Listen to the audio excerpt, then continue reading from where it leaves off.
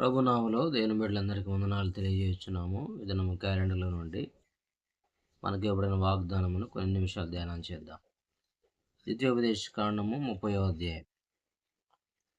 ద్వితీయోపదేశకాండం 30వ అధ్యాయము 5వ వచనాన్ని చదువుకుంటాం. నీ పితరులకు స్వాధీనపరిచిన దేశమున నీ దేవుడైన యెహోవా నిన్ను చేర్చును. నువ్వు దాన్ని స్వాధీనపరచుకొందువు. ఆయన నీకు మేలు చేసి నీ పితరుల కంటే నిన్ను విస్తరింపచేయును. ఆయన నీకు మేలు చేసి నీ పితరుల కంటే నిన్ను విస్తరింపచేయును అనే మాట మనకి ఇవ్వబడింది దినమున. కాబట్టి మనం చదువుకున్న వాక్య లేఖన భాగాన్ని ప్రభు మన కొరకు ఆశీర్వదించునుగాక. దేవుడు మనకు మేలు చేసేవాడు. ఎందుకు మేలు చేసేవాడంటే ఆయన మనల్ని సృష్టించినటువంటి సృష్టికర్త అయినటువంటి దేవుడు, మన యొక్క నిర్మాణకుడు, మనల్ని గర్భములో నిర్మించిన వాడు, సృష్టించిన వాడు, రూపురేఖలు ఏర్పాటు చేసినటువంటి వాడు. కాబట్టి మన తండ్రి తన యొక్క కుమారుల మేలు ఏ విధంగా కోరేవాడో మనల్ని సృజించినటువంటి సృష్టికర్త కూడా మన మేలు కోరేవాడు. అయితే మనము ప్రభు మనకు మేలు చేయాలంటే అక్కడ కొన్ని షరతులు చెప్పాడు. చూడండి, ఇదే 30వ అధ్యాయము 10వ వచనంలో అన్నాడు, నీ దేవుడైన యెహోవా మాట విని నీ పూర్ణ హృదయముతోను నీ పూర్ణ ఆత్మతోను నీ దేవుడైన యెహోవా వైపు మళ్ళునప్పుడు యెహోవా నీ పితరుల యందు ఆనందించినట్లు నీకు మేలు చేయుటకు నీ యందును ఆనందించి నీ వైపు మళ్ళును. చాలు.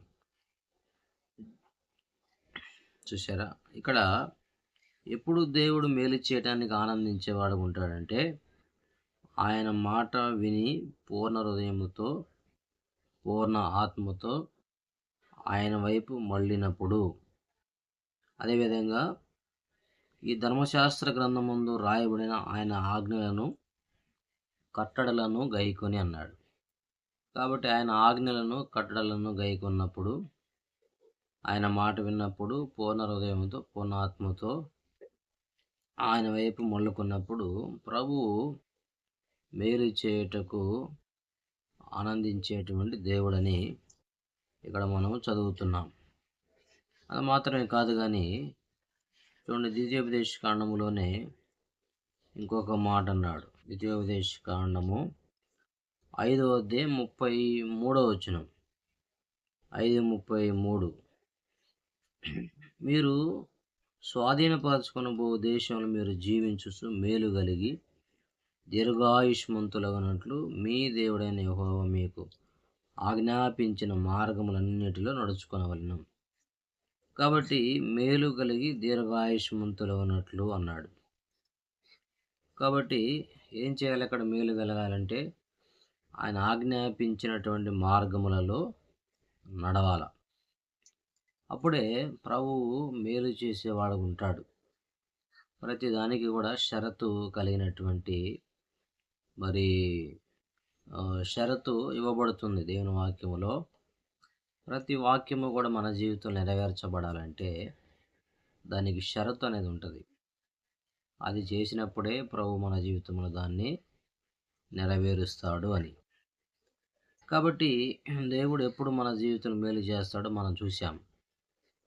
దేవుని బిడ్డలంగా మన జీవితాల్లో మనం కూడా అనేకులకు మేలు చేసే వారంగా మనం ఉండాలి. కాబట్టి దేవుని బిడ్డలంగా కొన్నిసార్లు మేలు చేయడానికి బదులుగా కీడు చేసే వారంగా ఉంటాం. కాబట్టి కొన్నిసార్లు చేయాలని కీడు చేస్తాం, కొన్నిసార్లు చేయకూడదు అనుకుంటూనే పొరపాటున తెలియక కీడు చేసే వారంగా ఉంటాం. అందుకే కీర్తన 37:27 అన్నాడు, కీడు చేయటం మాని మేలు చేయము, అప్పుడు నీవు నిత్యము నిలుచుదువు. అది కీడు చేయటం మాని మేలు చేస్తే అప్పుడు నిత్యము నిలిచే వారంగా ఉంటాం మనం. కాబట్టి మనము కీడు చేసే వారంగా మనం ఉండకూడదు.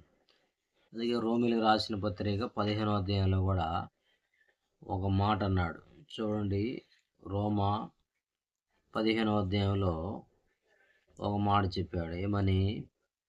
రోమిలికి రాసిన పత్రిక 15వ అధ్యాయంలో అక్కడ ఒక మాట తెలియజేస్తూ వచ్చినాడు. చూడండి, రోమా 15వ అధ్యాయం 2వ వచనం. తన పొరుగువానికి క్షేమాభివృద్ధి కలుగునట్లు మనలో ప్రతివాడును మేలైన దాని యందు అతనిని సంతోషపరచవలెను. మేలైన దాని యందు అన్నాడు.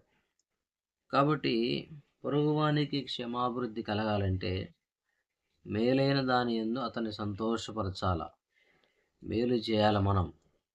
ఇదే మాట తెస్సలోనికలకు రాసిన పత్రికలో కూడా పౌలు గారు రాస్తూ తెస్సలోనికలకు రాసిన మొదటి పత్రిక 5వ అధ్యాయంలో చెప్పాడు. చూడండి, అక్కడ ఒక మాట అన్నాడు. 5వ అధ్యాయము అక్కడ ఏమన్నాడు?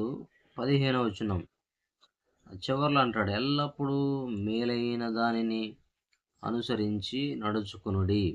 అది కాబట్టి మేలైన దాన్ని అనుసరించి నడిచే వారంగా మనం ఉండాలి. అది ఆ కింద ఫుట్ నోట్లో అంటాడు, మేలైన దానిని వెంటాడుడి. అది కాబట్టి మేలు చేసే వారంగా మనం ఉండాలి. దేవుని బిడ్డల యొక్క లక్షణాలు ఏంటంటే మేలు చేయాలి. మనకు చేతనైతే మేలు చేయాలి, లేదంటే సైలెంట్గా ఉండాలి. కానీ కీడు మనం తలపెట్టకూడదు. కీడు చేసేవాడు దేవుని సంబంధి కాదు. చూడండి, యోహాను రాసిన 3వ పత్రికలు అన్నాడు. 3వ పత్రిక 11వ వచనం, మేలు చేయవాడు దేవుని సంబంధి, కీడు చేయవాడు దేవుని చూచిన వాడు కాడు. చూసారా? మేలు చేసేవాడే దేవుని సంబంధి. మరి కీడు చేసేవాడు అంటే అర్థం ఏంటి? ఆపోజిట్లో మేలు చేసేవాడు దేవుని సంబంధి అంటే కీడు చేసేవాడు దేవుని సంబంధి కాడు అనే కదా అర్థం. కాబట్టి మేలు చేసేవాడు దేవుని సంబంధి, కీడు చేసేవాడు దేవుని సంబంధి కాదు. కాబట్టి మనం గుర్తుపెట్టుకోవాలి, ప్రభువు కూడా మన పట్ల మేలు చేయాలని మనం కోరుకుంటున్నాం. మనం ఇతరులకు కీడు చేస్తే ప్రభు మనకు మేలు ఎట్లా చేయగలడు? కాబట్టి మన జీవితాల్లో మనం ఆయన మేలు చేసేటువంటి దేవుడు. కాబట్టి మన జీవితాల్లో మనము ప్రభువు మేలు చేయుటకు మన యందు ఇష్టపడేటువంటి దేవుడు. ఇర్మీయా గ్రంథంలో ఒక మాట చెప్పాడు. ఇర్మీయా గ్రంథం 32వ అధ్యాయం 41వ వచనం అన్నాడు. ఇర్మీయా 32:41, వారికి మేలు చేయుటకు వారి యందు ఆనందించుచున్నాను. చూసారా? కాబట్టి మేలు చేయుటకు ఆనందించేటువంటి దేవుడు ఆయన. రెండవదిగా మనం చూస్తే 30వ అధ్యాయం 5వ వచనం ద్వితీయోపదేశ కాండములో ఏమన్నాడు? వారికి మేలు చేసి వారిని విస్తరింపజేస్తానంటాడు. ఇక్కడ మన జీవితాల్లో మనము కూడా విస్తరింపబడే వారంగా మనం ఉండాలి. చూడండి, విస్తరించబడటం అంటే ఏంటి? ఆదికాండం 17వ అధ్యాయం 20వ వచనంలో ఒక మాట అంటాడు.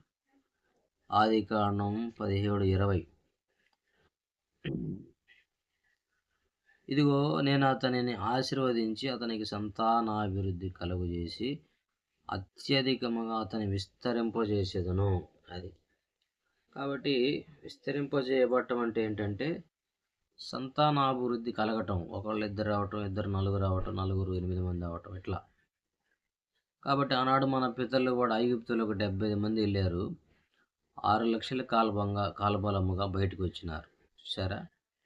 దేవుడు వాగ్దానం ఏదైతే చేశాడో అబ్రహాముకి, ఆకాశపు నక్షత్రముల వలె సముద్రపు ఇసుక రేణువుల వలె నేను నీ సంతానాన్ని ఆశీర్వదిస్తానని చెప్పాడు. భూలోకములను వంశములన్నీ కూడా నీ ద్వారా ఆశీర్వదింపబడతాయి అని చెప్పాడు. అదేవిధంగా దేవుడు చేస్తూ వచ్చాడు. కాబట్టి కేవలం సంతానం విస్తరించబడటం మాత్రమే కాదు, కానీ యెజ్కేలు గ్రంథం 36:30లో కూడా ఒక మాట అన్నాడు. చదవండి, యెజ్కేలు గ్రంథం 36వ అధ్యాయం 30వ వచనంలో ఒక మాట అంటాడు. చూడండి, అన్ని జనులలో కరువును గురించిన నింద మీరొక నొందక ఉండునట్లు చెట్ల ఫలములను భూమి పంటను నేను విస్తరింపజేసేదను. చూసారా? చెట్ల ఫలములు భూమి పంట. కాబట్టి మనం సేద్యం చేస్తుంటాం లేదా కష్టపడుతుంటాం. దాంట్లో విస్తరింపబడే వారంగా మనం ఉండాల. కాబట్టి ప్రభు ఆ విధంగా చేయగలడు. భౌతిక సంబంధంగా మనం చేసేటువంటి పనిలో విస్తరింపబడటం మనం చూస్తున్నాం. అయితే ఈ విస్తరింపబడటాన్నే మనం ఆత్మీయతతో మనం పోల్చుకుంటే, మనము ఆత్మీయ భాషలో మనం చెప్పుకోవాలంటే, ఆత్మీయంగా ఉన్నత స్థాయికి ఎదగటం కూడా మనం చెప్పుకోవచ్చు. విస్తరించబడాలి అనగా దినదినము ఎదగాల మనం. అనేక మంది పిల్లల్ని మనం కనాల. యెషయా గ్రంథంలో అక్కడ అన్నాడు కదా, చూడండి యెషయా గ్రంథము 54వ అధ్యాయం మొదటి వచనం అన్నాడు, గొడ్రాలా పిల్లలు కననిదాన జయగీతమెత్తుము. 2వ వచనం, నీ గుడారపు స్థలమును విశాలపరచుము, నీ త్రాళ్ళను పొడుగు చేయుము, కుడివైపునకును ఎడమవైపునకును నీ వ్యాపించదవు. అది కాబట్టి విస్తరించబడాలి, విశాలపరచబడాల. మన ద్వారా అనేక మంది రక్షణలోకి రావాలా. ఆత్మీయంగా ఇది విస్తరణ అని చెప్పుకుంటాం. భౌతిక సంబంధంగా మనం చూసే విస్తరణ అంటే సంతానాన్ని కనడం, భూమి పంట విషయములో, మన చేతి కష్టార్జితం విషయములో వచ్చినటువంటి రాబడి కంటే దినదినము రాబడి పెరగటం. కాబట్టి అది మాత్రమే కాదు కానీ ఆత్మీయంగా కూడా మనం చూసుకోవాలి. కాబట్టి ఈ విధంగా మన జీవితాలు ఇటువంటి అనుభవాన్ని మనం కలిగి ఉండాలని ప్రభు ఆశపడుతున్నాడు. ఆ విధంగా ప్రభు మనకు సహాయం చేయగా ప్రార్థన చేసుకుందాం. ప్రేమలైన మా పరలోకపు తండ్రి, పరిశుద్ధుడా, నీకు వందనాలు, స్తోత్రాలు. ఏదైనా మనం మమ్మల్ని అందరూ సజీవులుగా చేశారు. క్యాలెండర్లో మాకు ఇవ్వబడిన వాగ్దానం కొరకు వందనాలు. ద్వితీయోపదేశకాండం 30వ అధ్యాయం 5వ వచనములో రాయబడిన రీతిగా ప్రభా, నీవు మేలు చేయుటకు ఆనందించే దేవుడు, నాయన స్తోత్రాలు చెల్లిస్తున్న యెహోవా అందరికీ ఉపకారి అని మీరు సెలవిస్తూ వచ్చారు.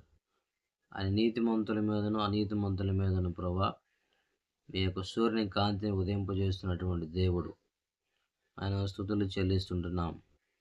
కాబట్టి మంచి వారి పట్ల చెడ్డవారి పట్ల కూడా మీరు ప్రభా తండ్రి వర్షాన్ని కురిపిస్తున్నటువంటి దేవుడు. లోకాసు సువార్త 6వ అధ్యాయంలో రాయబడిన నీతిగా వందనాలు చెల్లిస్తున్నాం. మేలు చేయుటకు ఆనందించే దేవుడు.